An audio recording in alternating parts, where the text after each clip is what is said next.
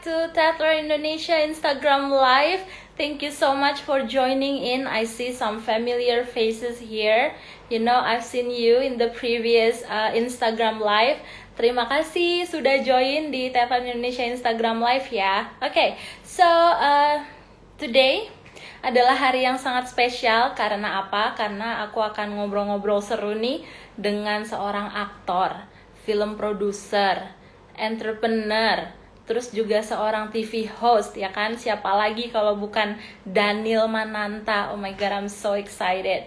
Dan hari ini Daniel juga akan share nih sama kita mengenai perjalanan karirnya nih di dunia perfilman Indonesia, juga spiritual journey-nya dia yang pastinya very inspiring juga.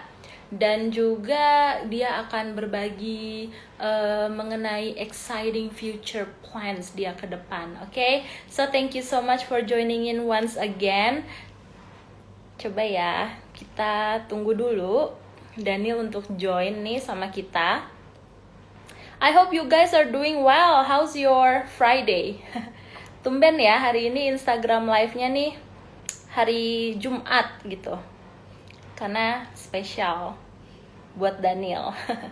Oke, he's joining in. Aku mungkin agak munduran kali ya. Oke, we're still waiting. Hi, Daniel. Thank God it's Friday. What's up? It is Friday. It's TGIF. Do you have any plans? Chatting here with you. Oh my god, you know, I'm so excited. Aku tuh excited banget. Kenapa? Karena I'm a big fan of yours. Kayak I've been following you, terus aku nontonin Indonesian Idol, and it's not, you know, gonna be the same without you. But I've been following your YouTube channel as well, Daniel Tetangga Kamu. It's very inspiring. Aku belajar banyak banget sih dari situ. So, Thank you so what much. have been keeping you busy lately? I guess like sorry, ini gue swing, which is awesome. I love it. Ah, it's okay. I think your voice is a little bit.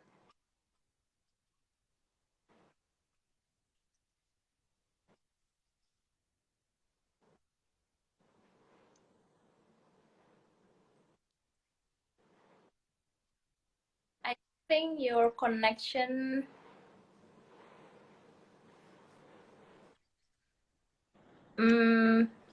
Masih loading, tapi kayak your face is blurred.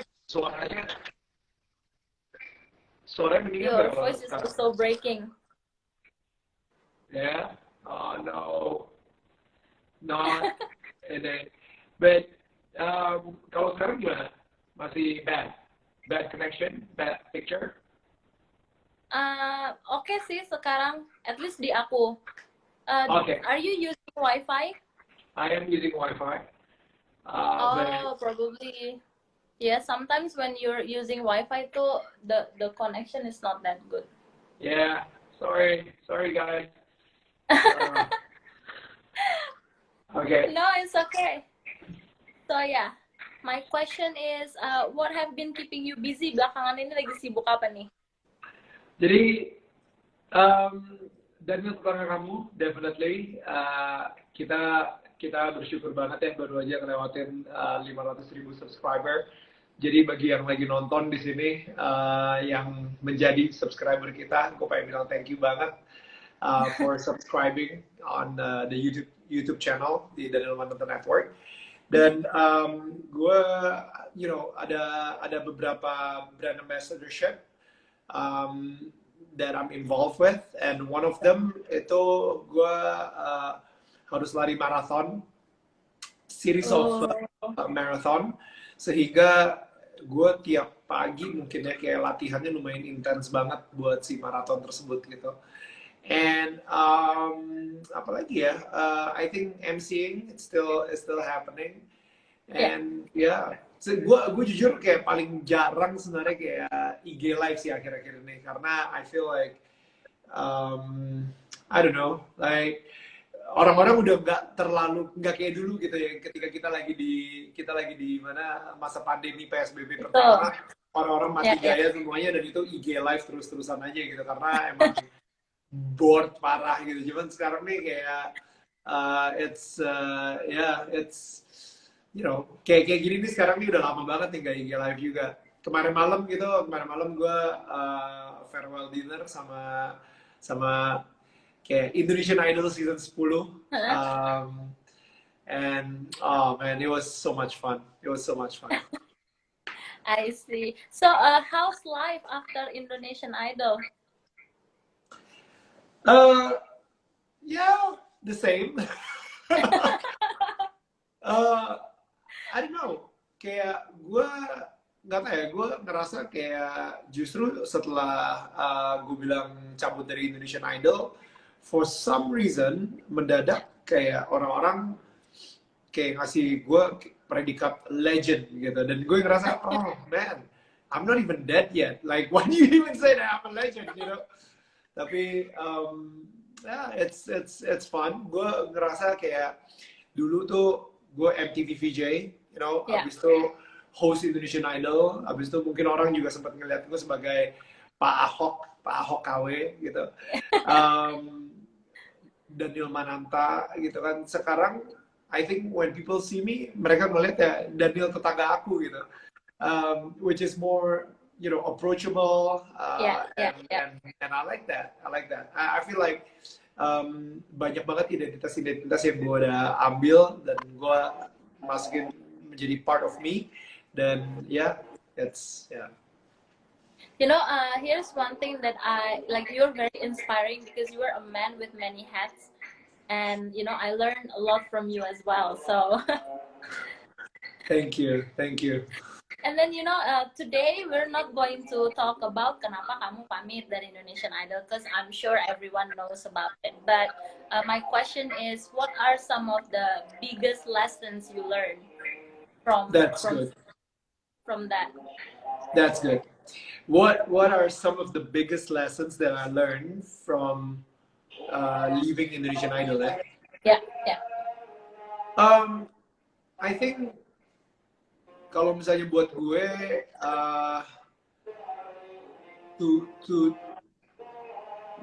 gue sempat ngomong ini sih di salah satu YouTube channelnya Melanie Ricardo gitu. Jadi ketika gue berhasil ngelepas kan, like when I let go, I feel like new things starting to come, you know. Jadi kayak like I've been grabbing this, you know. That's life gitu, you know, like when you let's say gini nih. Contohnya lu nge-clear wardrobe lu, misalnya kayak gitu. Bener-bener wardrobe lu, baju-bajunya lu kasih ke orang aja gitu ya. I bet you in 1 month time si wardrobe lu itu keisi lagi dengan baju-baju baru. You know what I mean? Jadi feeling gue sama juga dengan hal seperti ini gitu. You know, like ini yang gue pelajarin banget. You said like what is the biggest lesson that I learned? I think when you let go, new things can start working in your life. Emang gak nyaman, emang you know, leveling up is always like uncomfortable, tapi I'm very excited for the new things to come gitu. Dan gue sendiri juga sekarang ini masih belum tahu juga what are the new things that's coming my way. Tapi I know it, they are coming. Kayak gitu. I see. Sometimes in order for you to grow, you have to let things go, right? And then you step out the comfort zone. Well said. I see. So let's reminiscing then a little bit. Kalau misalnya orang nih dengar nama Daniel Mananta, ya kan? They always say that oh you are the VJ, you know. Jadi boleh diceritain nggak sih kayak kenapa sih akhirnya kayak waktu itu Daniel tuh tertarik gitu untuk masuk ke dunia itu VJ gitu? I think like gue selama gue ternyata itu emang suka banget sama yang nama public speaking. You know, it's like this. Ketika gue pertama kali nge-VJ, gue ngerasa itu kayak ada satu puzzle di dalam hidup gue yang selama ini hilang, klik gitu. You know, itu pertama kali banget. Jadi pas gue lagi di depan panggung, di atas panggung, habis itu gue ngedapetin energi dari orang-orang gitu yang kayak, ya Daniel, VJ Daniel, I feel so hype gitu. I feel so relaxed. Iya sih, pastilah gue nggak munak gitu. Maksudnya beberapa menit sebelum naik ke atas panggung udah pasti lo kayak deg-degan dan lain-lain gitu. Cuman tapi pas begitu gue turun dari panggung, I got more energized. Nah, dan itu menurut gue arti sebenarnya dari yang namanya resting. So here's the thing, resting itu kalau misalnya kita istirahat, kita tidur gitu ya misalnya. Yeah. Jadi sebelum kita tidur kita capek, habis itu setelah kita tidur we get more energized. Nah, gue di atas panggung got energized while I'm working. So am I really working or am I resting on stage? I feel like I'm resting on stage.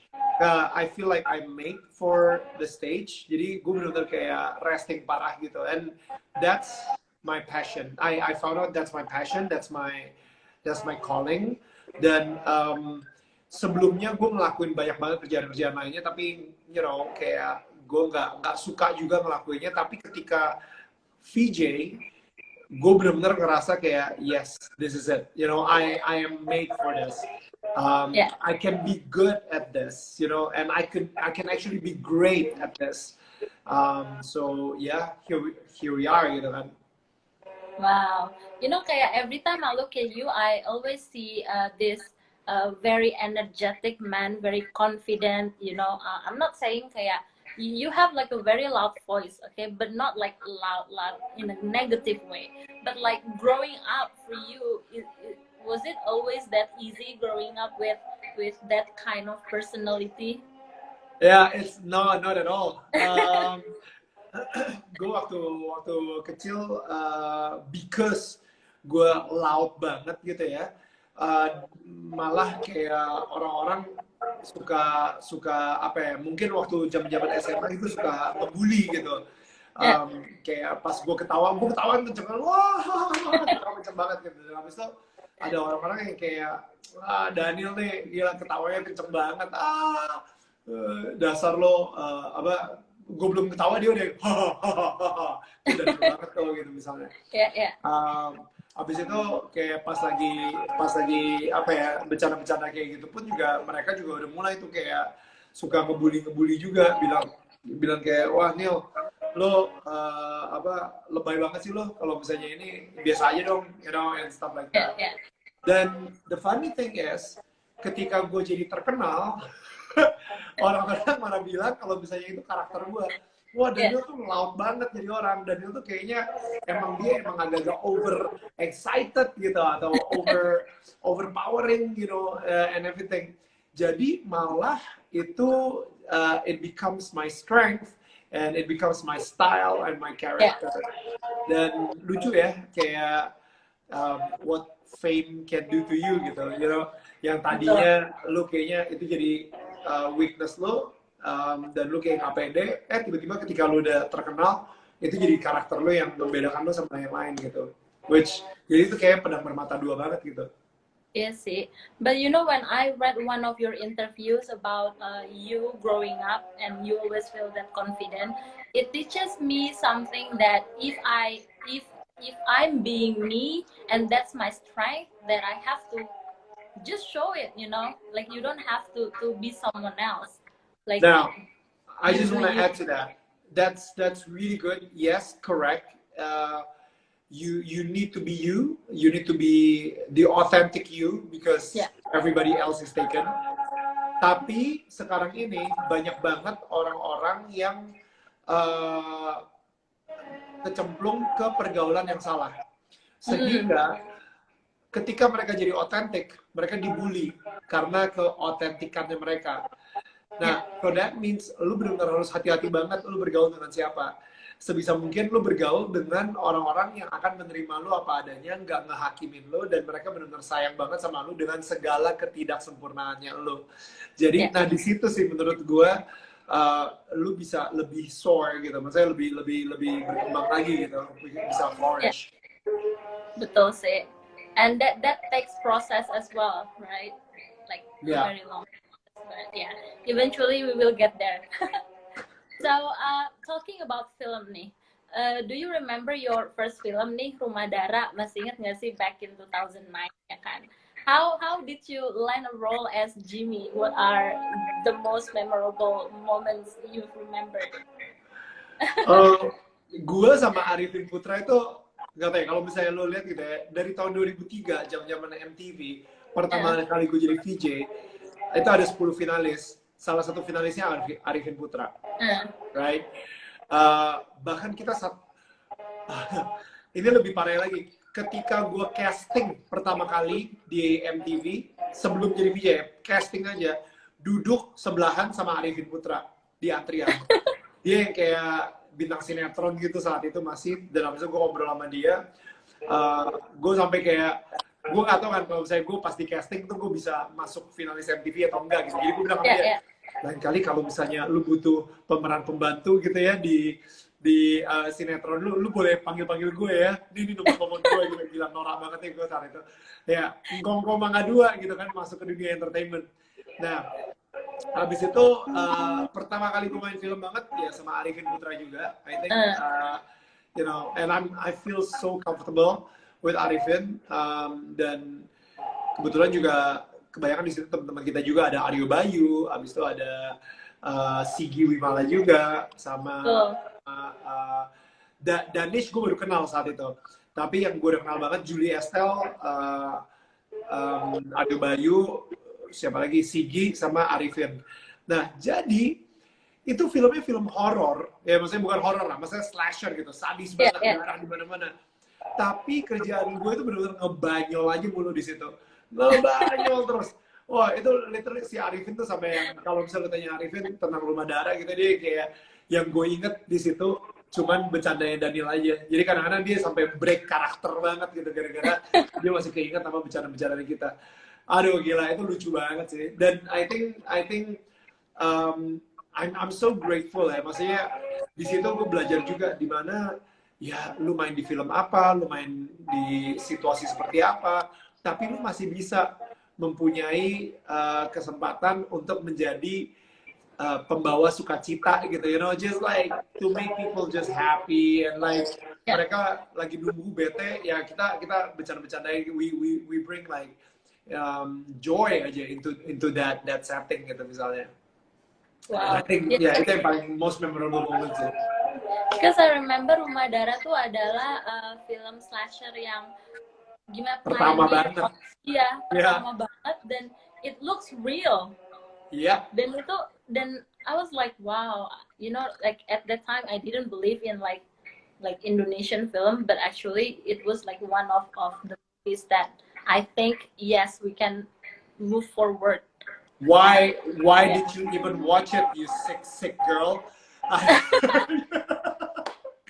love it so much because at that time itu kayaknya aku tuh masih SMA deh kalau nggak salah ya, SMA. And then my friends told me kayak, you know what, you have to watch this movie karena it looks so real, bukan yang kayak film horor yang you know.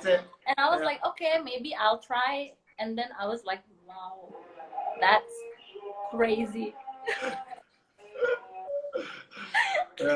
Gue jujur ya, kalau misalnya gue bukan main di situ, gue nggak akan nonton tuh film. Gila. Really? Iya, man. Gue bukan penggila film horor, dan gue juga nggak suka bayar nonton bioskop, tapi nontonnya film, nontonnya lu ditakut-takutin, tegang, sampai nggak bisa tidur malamnya. You know what I mean? Like, I stopped watching horror movies actually. You know kan, kayak di tahun 2014 kan, you're also being an executive producer nih, ya kan, for Killers. Ya. Dan Killers itu kan filmnya Mas Timo kan? Yes. Dan Timo is also known for a slasher film. Yes. Ini zaman gue masih pengen kelihatan keren sih, to be honest. Jadi gue ada satu momen ya, maksudnya gue mau main filmnya di mana, oh Rumah Dara, yang penting keren, it's a cult movie and everything. Bikin film seperti apa, bikin film seperti Killers gitu. Jadi kayak pengen apa ya, pengakuan banget lah. I mean like we all grow and I think like at that moment gue benar-benar kayak bersyukur juga gue bisa jadi executive producer bareng sama Gareth Evans sama Mo Brothers yang lain gitu. Cuman at the same time mungkin purpose-nya salah aja gitu. Tujuannya salah. Tujuannya cuma pengen keren-kerenan aja gitu. Dan emang sih itu keren banget tuh film gitu. Killers kita berhasil menjual ke kita actually tayang di Sundance Film Festival, kita jual ke Lionsgate, habis itu kita juga ditonton sama beberapa artis-artis Hollywood juga gitu, dan mereka gila keren banget, mereka main nge-tweet, wah ini sick banget main Killers, main keren abis, bla bla bla gitu. Jadi secara keren sih dapat gitu, tapi secara purpose menurut gua ya masih salah purpose gua saat itu. I see, but that's okay, you know, like I think that also marks of the beginning of your journey in the film industry sih, as an executive producer kalau menurut aku. Terus kan di tahun 2018 nih, you're also landed a very respectful role ya kan, to portray Pak Ahok gitu di film A Man Called Ahok. Terus waktu itu kan udah 7 tahun kan break from the acting gitu. Nah, terus kayak how did you get into the characters after so long not being in film? I don't know. You know, I don't know.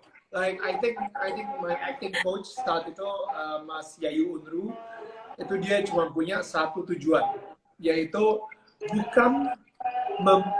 bukan menjadikan gue Pak Ahok, tapi membunuh karakter VJ Daniel. Dan itu menurut gue susah banget, itu PR banget. Karena si karakter VJ Daniel ini kuat banget gitu. You know, yang lu lihat di MTV itu, yang lu lihat di MTV itu is very strong, very strong. Jadi emang kekhawatiran gue adalah kalau misalnya gue sampai menjadi Pak Ahok, yang keluar itu VJ Daniel lagi acting sebagai Pak Ahok. Tapi untuk main Pak Ahoknya sendiri, it's not a challenge for me because I love mimicking, I love impressionism gitu. Gue suka banget bercanda-bercandain untuk jadi orang lain gitu misalnya. I love that. Nah, tapi ngebunuh si karakter VJ Daniel ini yang lebih sulit sebenarnya. I see. Well, does it add extra pressure though that you were actually portraying someone who's still alive? Banget, of course, of course. I know people will compare. You know, that is definitely. You know, I know people will compare. Pak Ahok is so karakternya kuat banget juga gitu. You know, dan habis itu yang ketiga, he's still alive. You know, minimal kalau misalnya dia udah meninggal ya udahlah ya gitu. Maksudnya you know, orang nggak bisa compare abis-abisan gitu. Cuman ketika anaknya si Nicholas datang ke premiernya, dia nonton, dia bilang sama gue, wah, I can totally see my father in you. Dia bilang kayak gitu. Pas gue nonton tadi, gue benar-benar keinget my dad sih. Si Nicholas bilang kayak gitu. Gue yang kayak, job's done. Udah, gue nggak peduli siapa yang nonton. I know kalau anaknya bisa bilang kayak gitu, I'm good. Yes. I'm good to go, it's fine.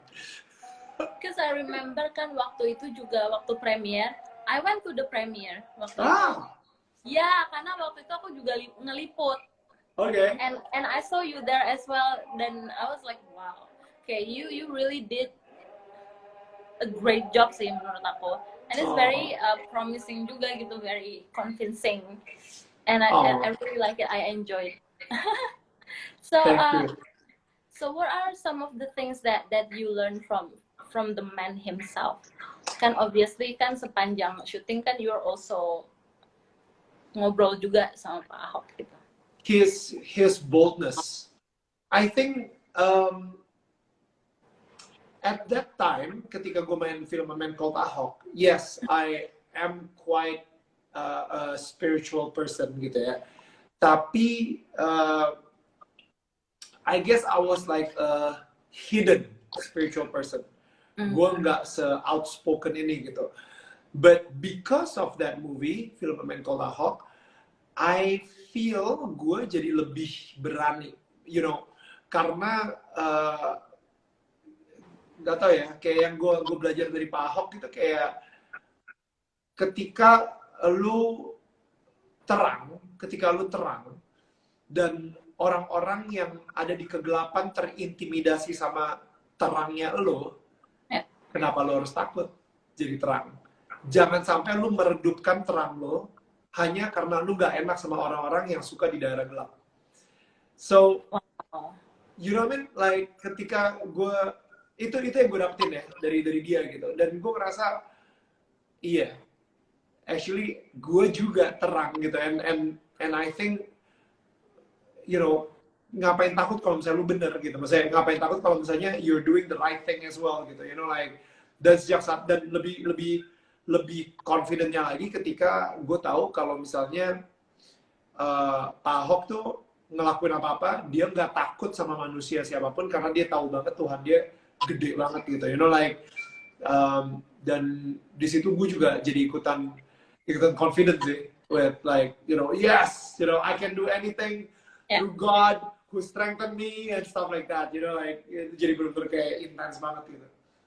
I see. Nah kan setelah memproduseri film nih di tahun 2014, akhirnya juga kamu jadi EP juga kan untuk film Susi Susanti Love All gitu. Nah awalnya gimana sih kamu tuh tertarik untuk menggarap film? Kenapa Susi Susanti gitu? Kira-kira 7 atau 8 tahun yang lalu, gue ngobrol sama Susi Susanti di backstage. Dia cerita tentang tahun 98 ketika rumah dia mau dibakar karena lagi ada kerusuhan saat itu, dan dia lagi membela Indonesia di Hong Kong, Piala Thomas Uber Cup. Di situ dia kehilangan identitas tuh. Dia itu seorang Chinese atau dia seorang Indonesian, you know. Karena sebagai seorang Chinese Indonesian atau mungkin bisa dibilang minoritas ya di sebuah negara, emang agak tricky. Contohnya kayak misalnya African American pun juga mengalami hal yang sama. Ketika Jesse Owens ya kalau nggak salah, dia itu pelari cepat berkulit hitam. Ketika dia balik ke Amerika di tahun 1940-an itu, dia biarpun udah menangin medali emas buat Amerika di Olimpiade, tetap aja dia nggak dikasih makan di sebuah restoran di mana itu hanya untuk orang putih. You know, so sampai hari ini emang masih ada struggle tersebut di mana orang African American itu nggak pernah dibilang sebagai fully American. Dan mungkin Chinese Indonesia juga merasakan hal yang sama di era Pak Harto. Nah, cerita Susi Susanti ini mungkin bisa, dan gue ngomongin soal cerita ini bukan dari segi Chinese Indonesianya, tapi dari segi minoritasnya. Gue yakin banget kalian yang lagi nonton pun juga pernah ngerasain sebagai minoritas, sebagai seseorang yang emang mungkin di sekolah lu jadi minoritas, mungkin lu di tempat kerja lu sekarang jadi minoritas, you know, teman-teman lu ngegeng gitu, dan lu nya kayak gue nya, you know, pasti pernah ngelewatin itu gitu. Tapi at the end of the day, kayak contohnya ya, kalau misalnya Susi Susanti itu terhadap negara gitu ya, at the end of the day, lu cara mencintai negara lu bukan tergantung bagaimana cara negara lu memperlakukan lo. Kalau misalnya lo emang cinta sama negara lo, ya lo memutuskan sudah mencintai negara tersebut, ya udah, that's your choice, that's your decision, then you keep loving no matter what. Dan itu yang esensi cerita yang gue ambil dari Susi Susanti gitu. Dan gue pengen banget bikin filmnya karena it's all about love, makanya namanya Love All. Oh ya. Wow, that's very powerful. So,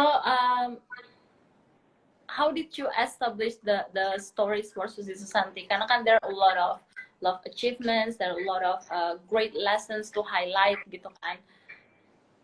Kayak how does the story making process for you? Kita bikin skripnya itu setahun. Dan Wow. sulit banget karena Susi Susanti itu udah kayak dewa gitu. Jadi nggak ada rasa ininya, nggak ada uh, imperfectionnya itu nggak ada gitu. Susah banget. Jadi we need to come up with her own imperfection. Nah, tapi yang kita harus disiplin adalah kita harus ada satu tema. Tema, jadi dari awal film sampai akhir film, kita harus ada tema yang kuat banget. Lu mungkin mikir, oh ini film tentang badminton. Salah. Ini film tentang kewarganegaraan. Gitu. Nah, tapi dilapisi oleh badminton. Jadi misalnya contoh kayak Finding Nemo. Apakah itu tentang ikan? Enggak kan? Itu tentang hubungan antara ayah dan anak. Dan Ya. dan maksudnya banyak banget gitu ya cerita-cerita yang mungkin secara plotnya itu universe-nya ada di mana, temanya tapi sangat berbeda gitu. Jadi gue ngerasa Susi Susanti ini sekarang ini nih jadi sangat relevan banget untuk dunia gara-gara si Black Lives Matter yang Ya. lagi naik banget kampanye gitu. Nah, itu sih. Dan yang paling sulit adalah kita disiplin sama skrip. Itu sulit banget. Karena kita kayak begitu ada satu cerita, ini lucu nih, keren nih, kita masukin aja nih di sini. Yeah. Oh ini juga keren nih, gini nih, ini lucu nih, ini pasti menghibur. Tapi pada akhirnya itu cuma lucu, sekedar lucu aja.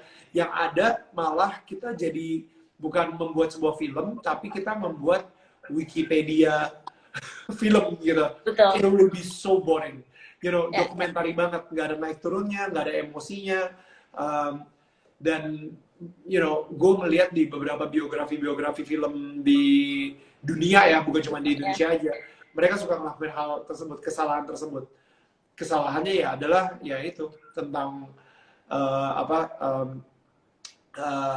si tokohnya ini kayaknya pengen dimasukin banget aja semua cerita hidupnya gitu, sehingga akhirnya jadi Wikipedia gitu. Padahal harusnya adalah satu tema yang konsisten dari awal sampai habis itu apa, dan mungkin diambil aja bagian kehidupannya di situ, udah kayak gitu, dan kita fokusnya di situ aja gitu.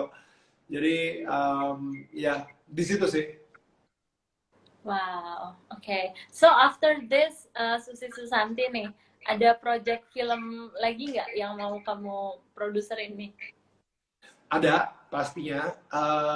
Sekarang ini di zaman pandemi emang ke hold ya saat ini. Dan gue juga ada beberapa ide sih yang bisa kita lakuin. Tapi masih ide dulu aja. Gue belum pitching ke investor juga gitu karena so many uncertainty, dan investor sendiri tuh nggak seagresif dulu gitu sebelum pandemi. So we'll see. I see. Well, talking about YouTube nih, YouTube channel, kan aku bener-bener apa ya, aku tuh ngikutin banget gitu kan. So how do you use this platform to spread the word of God sih? Wow. Very powerful. That was the question was straight for the kill. Yeah. That's amazing. Gue ngerasa di zaman pandemi ini emang banyak banget ya yang ketakutan, mereka kekhawatiran gitu ya, anxiety, dan akhirnya mereka kehilangan semangat, mereka banyak yang kena panic attack, dan karena apa? Karena adanya ketidakpastian. Mereka benar-benar nggak tahu when is this gonna be over gitu. So mereka sendiri juga banyak teman-teman gue yang battling mental illness. Nah akhirnya gue emang suka sih counseling satu persatu segala kayak gitu ya untuk teman-teman gue. Tapi lama-lama capek sendiri. So gue mikir kenapa nggak bikin sebuah acara yang mungkin kita akan ngomongin about uncertainty of someone's life gitu ya, in someone's life journey. Nah, ketika misalnya contoh ketika Ari Lasso lah ya, dia udah nggak di Dewa lagi dan habis itu jadi solo vokalis gitu. Nah, di antara itu, di gap tersebut, itu apa yang terjadi di hidup dia? Ya. Karena pasti setiap hari dia menjalankannya dengan banyak ketidakpastian. Banyak banget. Nah, at the end of the day, semua yang udah gue interview, balik-baliknya ke Tuhan lagi. Balik-baliknya spiritual.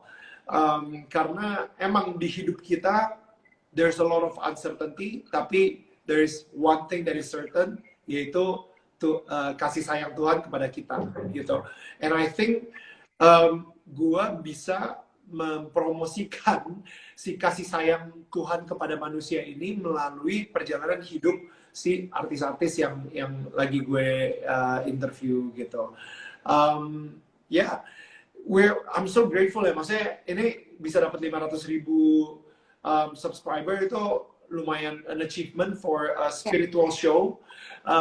Bukan, it's not apa ya, kita nggak bikin sensasi gitu, kita nggak berusaha bikin kontroversi atau ngeprank atau menghibur dengan gaya apa kayak gitu ya. Tapi kita benar-benar bicaranya serius, dalam, ngomongin tentang Tuhan mulu gitu kan. Tapi ternyata it gives a lot of hope, it gives a lot of new semangat gitu ya, new hope, new spirit for a lot of people. Aduh, DM yang udah masuk ke Instagram gue itu banyak banget orang literally kayak curhat banyak banget, panjang banget. Mereka kayak ngasih novel 4 bab gitu, panjang banget tentang hidupnya. And I enjoy that. Gue screen capture, gue masukin ke journal gue. Gue apa ya? Itu adalah buahnya gitu dari si Daniel Tetangga Kamu gitu. Buahnya manis gitu, dicicipin sama orang gitu. Jadi kayak I think emang apa ya, gue ngerasa for some reason I'm so grateful. Gue dikasih platform yang begitu luar biasa sama Tuhan. Gue dikasih network yang sangat luar biasa, you know. Artis-artis yang gue kenal literally kayak the top of the top gitu, dan mereka semua kayaknya ngobrol sama gue nyantai banget. Dan gue dikasih this influence juga di dalam hidup gue. So dengan 3 hal ini gitu ya, dan gue dikasih skill komunikasi yang luar biasa juga oleh Tuhan gitu, talent komunikasi. So dengan 4 hal ini, dengan network gue, dengan platform gue, you know, sebagai public figure, dengan influence gue, dan dengan skill gue, apa yang bisa gue lakukan untuk mengangkat Tuhan ke apa ya, inilah memberikan syukur pada Tuhan lagi gitu. Maksudnya kayak you know, to worship Him, to praise Him gitu. So akhirnya dari si 4 hal tersebut lahirlah si Daniel Tetangga Kamu itu gitu.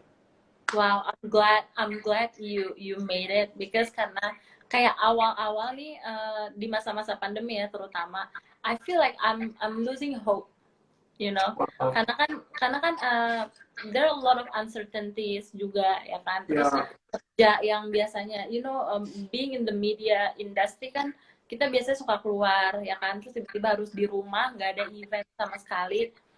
It was like one of the hardest and the most difficult moment. Terus waktu aku lagi buka YouTube gitu, and then I found out that you have this, you know, spiritual content.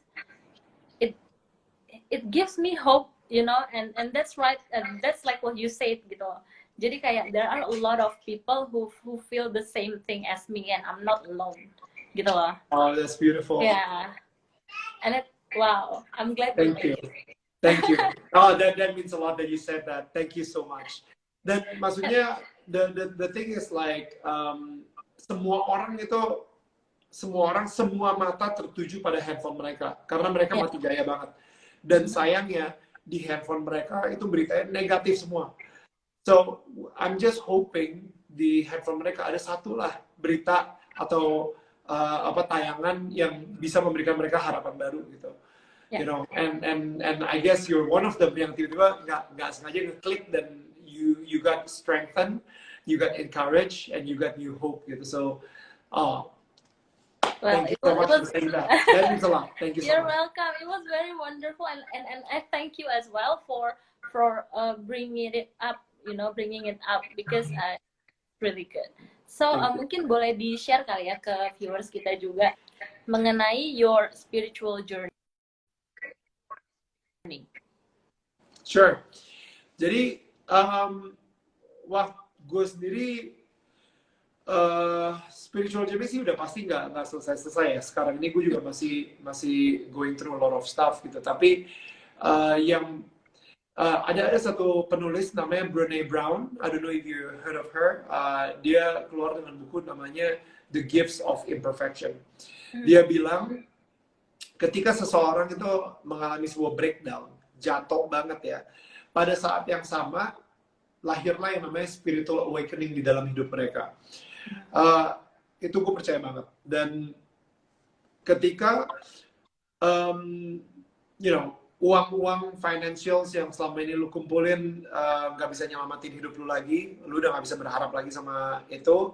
Ketika teman-teman atau network yang lu kenal nggak bisa nyelamatin hidup lu juga, ketika orang tua yang lu sayang lu nggak bisa nyelamatin lu juga, ketenaran lu, influence lu nggak bisa nyelamatin hidup lu, dan yang terakhir lu sendiri nggak bisa nyelamatin hidup lu juga.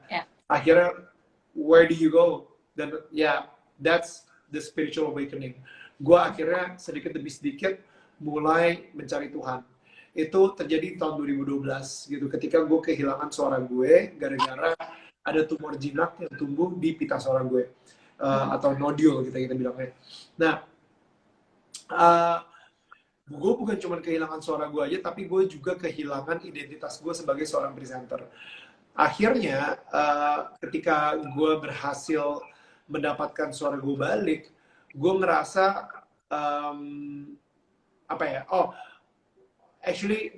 when I had my spiritual awakening, gue didoain, suara gue belum balik saat itu, tapi gue mengalami penyembuhan spiritual gitu. Jadi ketika gue mendapatkan kesembuhan spiritual, gue dapat kedamaian banget, sehingga dari kedamaian tersebut sedikit demi sedikit suara gue kembali balik. It's crazy gitu. Jadi justru sebenarnya dari spiritual dulu, baru ke mental, dari mental akhirnya baru ke fisik. Banyak orang yang mikir kalau misalnya fisik terus, tapi actually kadang-kadang nggak ada gunanya lu benar-benar fokus di fisik aja kalau misalnya mental lu rusak atau spiritual lu rusak gitu. Nah, gue juga yakin banget sekarang ini lagi dengerin pun juga kita juga masih sering ada kekosongan gitu di hati kita gitu ya. Kekosongan yang kayaknya lu selama ini mungkin berusaha ngisi dengan dengan pergaulan lo atau pasangan. Suatu saat ketika gue dapat pasangan ini, akhirnya gue akan lengkap. Dia akan mengisi kekosongan di hati gue. Atau mungkin lo mencoba mendapatkan sebuah kerjaan atau status tertentu di dalam sebuah kerjaan. Kalau misalnya gue udah jadi CEO di perusahaan ini, kekosongan ini akan hilang gitu. Kekosongan ini akan terisi. Atau lu pengen dapat rumah, atau lu pengen dapat mobil, atau apapun itu. Dan kadang-kadang banyak orang yang stres gitu ya, ketika mereka ternyata udah dapetin, tapi mereka masih ngerasa kosong.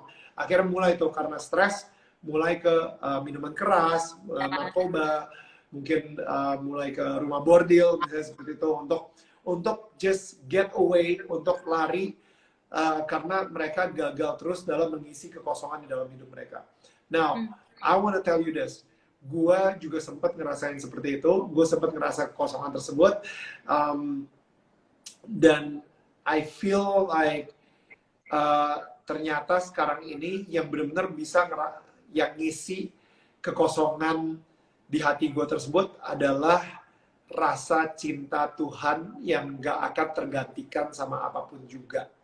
Rasa cinta Tuhan yang benar-benar sifatnya kekal. Karena dari tadi semua yang gue sebutin, pasangan, kerjaan, status dalam kerjaan, pelarian lo di minuman keras, narkoba dan lain-lain, itu semua sifatnya sementara. Jadi ketika lu kosong, lu ngisi pakai itu, ya mungkin bisa berisi cuma sebentar, habis itu nanti balik kosong lagi. Tapi lu harus isi dengan sesuatu yang kekal, sesuatu yang benar-benar sifatnya lama gitu. Dan itu hanya dengan cinta Tuhan gitu menurut gue, cinta Tuhan terhadap lu. Jadi lu akan mengerti banget ketika ternyata, hopefully ini suatu momen di mana lu baru sadar gitu, oh my goodness, iya ya, kenapa gue gak kepikiran gitu ya, ternyata yang kekosongan ini ya gue harus isi dengan cinta Tuhan gitu. Nah, gimana cara ngisinya? Ya bukan dengan melakukan ritual, dengan wah gue harus lebih banyak berdoa nih, no. Lu ngisinya dengan mulai berkomunikasi kepada Tuhan layaknya lu komunikasi kepada seorang ayah, atau mungkin kepada seorang ibu, atau mungkin kepada seorang teman. Dan habis itu lo pikirin deh dengan lo yang udah nggak sempurna banget, tapi tetap aja Tuhan sayang banget sama cinta banget sama lo, sampai kita masih sekarang ini dikasih hidup, sebuah kehidupan gitu, dikasih nafas. Jadi I think once you know that, menurut gue please DM ke gue. just Wow. gue ngerasa a lot of people need to hear that gitu. Yeah. Okay, so my last question would be, what's the next milestones for you, kayak personally or professionally? Next milestone buat gue,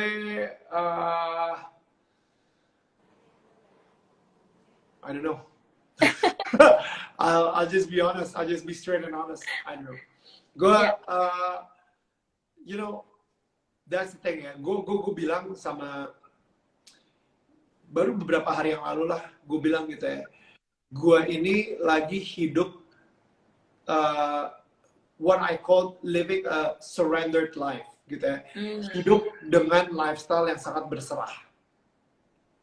Jadi hidup dengan lifestyle berserah itu benar-benar kayak gue nunggu tiap hari Tuhan itu punya rencana apa buat gue setiap harinya, kayak gitu. Nah, jadi kenapa? Karena sebelumnya gue itu sangat control freak banget. Gue pengen banget to be in control in everything, every factor of my life. I want to be in control, gitu. Tapi ketika I let go of control, karena selama ini, belum selama ini. Maksudnya kayak ketika gue living life being in control, ini gue kan manusia ya. Paling manusia itu bisa sampai segini aja gitu, like segini. Sehebat-hebatnya gue mungkin bisa sampai segini gitu. Tapi maksudnya karena gue menggunakan energi tenaga manusia gitu.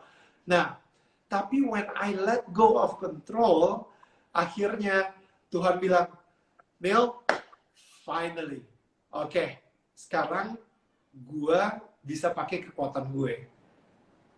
Kekuatan Tuhan, ya, itu yang tadinya mungkin gue cuma segini, sekarang udah limitless. Karena gue udah bukan pakai kekuatan gue sendiri, gue pakai kekuatan Tuhan. So, again, kalau misalnya ditanya apakah gue ada planning dan lain-lain, yes, pasti ada beberapa planning dalam hidup gue. Gue masih pengen bikin ini, itu. Tapi apakah milestone-nya itu apa? Gue sendiri masih belum tahu. Milestone-nya nanti biar Tuhan yang tentuin. Kayak gitu. I think we need a little surprise in our life as well, and just surrender, Yeah. Just let it flow. Okay, so we are now I'm having a rapid question. Well, sure, let's do it. I love rapid question. Okay, so before we end this live, let's end it with something fun. Rapid test. Presenter or actor? Presenter. Producer or Easy. Hello. Film producer or entrepreneur? Film producer. Okay. Who's your biggest inspiration in life? Biggest inspiration, Jesus. Okay. What is happiness to you, Daniel? What is happiness? When I'm able to make other people happy. Wow. How does God play roles in everything that you do? He's everywhere. Kayak literally in every factor. Kalau misalnya pizza gitu ya, dia bukan satu slice dari kehidupan gue, dia toppingnya. So he's everywhere. Yeah, yeah. So, which directors you would like to work with in the future? Sekarang ini gue lagi berusaha banget approach Dimas J. Oh, okay. I'll be waiting for that. Yeah. Okay. Wow. Okay. Last question. What are the best things about being a father to you?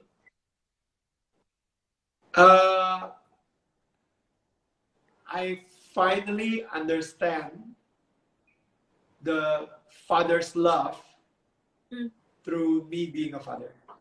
Kayak sebelum-sebelumnya gue nggak ngerti sama sekali.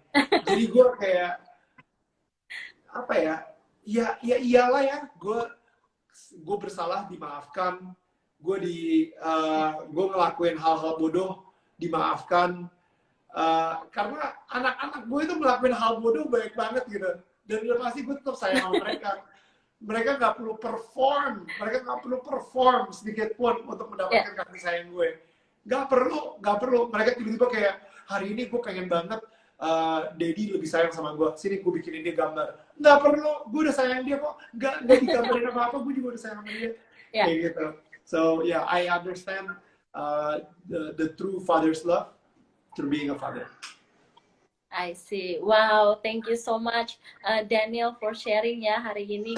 Very inspiring. So I learned a lot as well. Dan thank you banget, because I'm a big fan of yours once again. Thank you.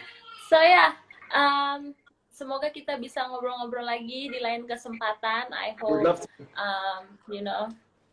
semoga selalu sukses, sehat selalu, dan salam buat keluarga ya. Thank you so much. I love your questions. Like, itu benar-benar kayak lo mancing gue to just share. You use this platform to even share more. Thank you so much. Thank you so much. Thank you See so you guys. much. Bye. Bye-bye. Thank you for our viewers juga.